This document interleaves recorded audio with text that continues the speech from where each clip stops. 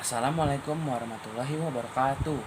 Perkenalkan, nama saya Muhammad Nuruddin Asidik dari kelas 11 MIPA 2. Hari ini saya akan mengajarkan cara membuat penanda buku yang simple.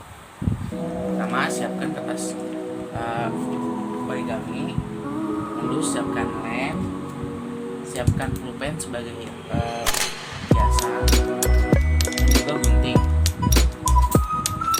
Lalu ambil kertas origaminya dan lipat tengah seperti ini membentuk segitiga. Setelah itu ujung sini dekatkan ujung sini dan lipat.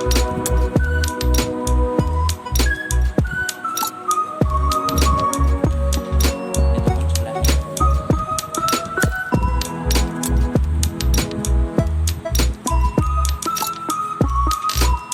Setelah itu buka dan ambil satu saja dan tempel ke